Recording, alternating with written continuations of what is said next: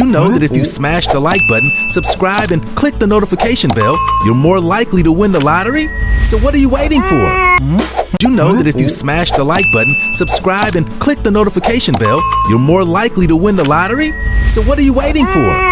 Understand what's heating the solar corona, accelerating the solar wind up to really high speeds. So there's this long-standing mystery: how do you create a hot corona from a cold star? And by going in very, very close to the sun, we're learning about the sources of energetic particles, where they begin, right down in the solar atmosphere or corona. Well, the solar corona is the upper atmosphere of the sun. That's millions of degrees. It's very hot. Whereas the photosphere, the white light sun that you see in the sky, is cool. And so the idea of Solar Probe is to actually go there into the corona and make the measurements that are behind the plasma physics phenomena. The Parker Solar Probe is getting so close to the sun that it will answer questions that we can't even formulate right now. My hope is that with Solar Probe, we're finally going to get close enough to the sun we can directly measure the solar wind in the corona. If you're trying to study the source of a waterfall, understand the origins of a waterfall, but you're at the bottom of it and all you see is this mixed up turbulent mess, it's really hard to understand what's happening at the top of the waterfall, and that's what we're doing now. We're getting closer and closer to the top. I think we're on the cusp of being able to answer the question of what heats the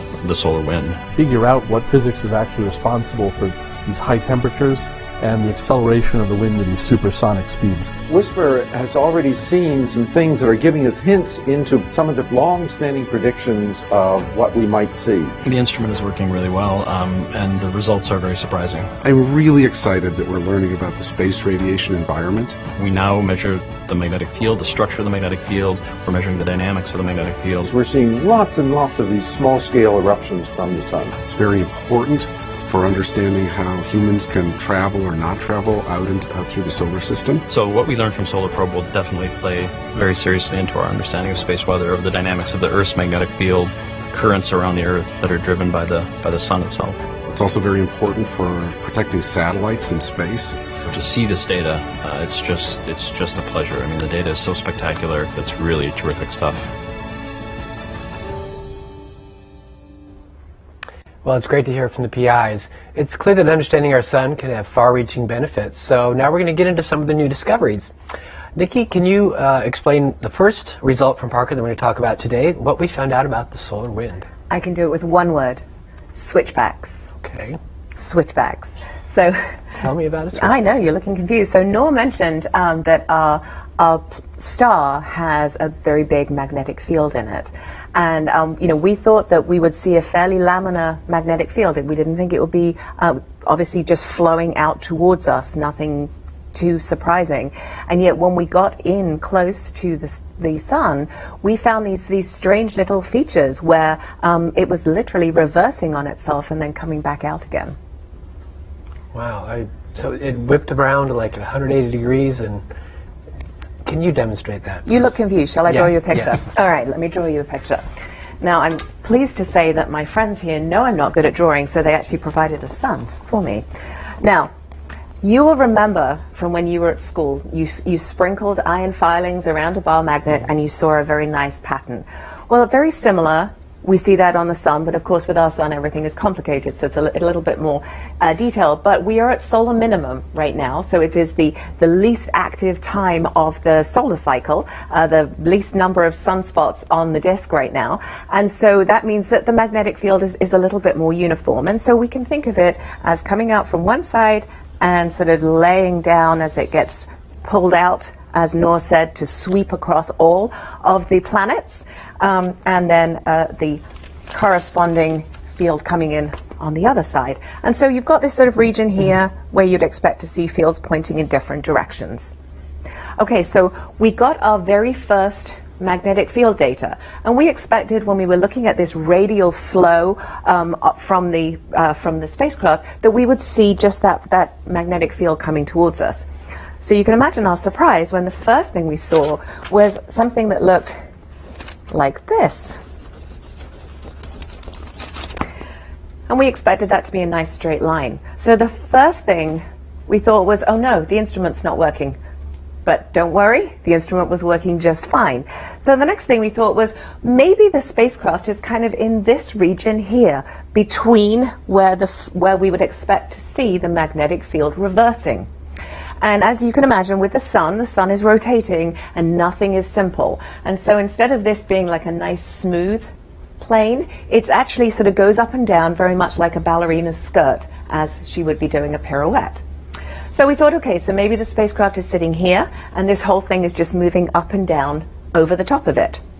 Then we added another data set to our study and realized that the material we were looking at was basically staying on the same field line. So we weren't transitioning between one region and the other. What we were actually seeing was like an S-shaped curve or a switchback in the solar wind. So we're seeing this sort of S shape. And so if I try and draw this on here now, you would see that the field is kind of doing this and then continuing out on its way, making this sort of S shape. And so it's a bit like a whip crack. So as you imagine, as you crack a whip and you hear that sound, that is energy being released as the whip is cracking. You could also think of it as stretching a rubber band. When you stretch it and it breaks and you feel pain in your fingers, what you're actually feeling is the heat or the energy that's been released from that rubber band as it breaks. And so we think here there's energy stored in this magnetic field, and as it is straightening out, it is releasing the energy. And Nour, you had a very nice description we were talking about earlier about like a rubber hose and how, do you want to maybe talk about that? Absolutely. Thanks, Nikki. So magnetic field is like a rubber rope. When you twist it, it will try to untwist. So having these structures all over the place in the solar corona close to the sun, it's not easy to have them there all the time. You need a lot of energy to create them. And obviously, as Nikki said, they store a lot of energy in them. And the fact, if you go back to history, historical data from space, we are used to magnetic fields wiggling a little bit. But these ones are basically flipping all the way back to the sun and out again within time scales that from seconds to a couple of minutes. And this is mind-blowing. And this, if you will, it is one of the missing puzzles that we have been looking for so long. We are actually looking for energy sources that heat and accelerate the plasma. Remember that the primary objective of the mission is to explain the coronal heating, the acceleration of the solar wind. And these structures could be one of the potential candidates that contribute significantly to the heat and acceleration of the plasma. Certainly the smoking gun. Yes. And I think it's also worth pointing out that, you know, we've studied the solar wind all the way up to the planet Mercury, and we've never seen these features. So these have only become visible, if you like, to us. Now we've got inside the orbit of the planet Mercury, and we actually expect, as the mission continues and that closest approach gets closer and closer to the sun's surface, that not only will we see more of these, but we'll actually see bigger amplitude signals. And so we definitely think this is a big smoking gun today for what is causing the heating and acceleration of the solar wind. That's amazing. If you allow me to add just one little piece here. From 58, we have been thinking all the way that we need to send a probe there too. And actually, this structure and the discoveries that we are going to discuss, it proves just that point. Going to the source will show us the missing pieces of the coronal puzzle that we have been looking for decades now.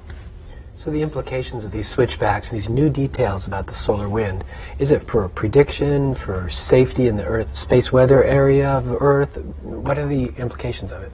So it's really understanding what's causing this acceleration. And so, you know, if you think about it, by the time you get to the Earth, we've got this sort of smooth laminar flow. And what is causing this acceleration? And so we're seeing little signatures of this acceleration. When you add all of these signatures together, you get a big bow wave.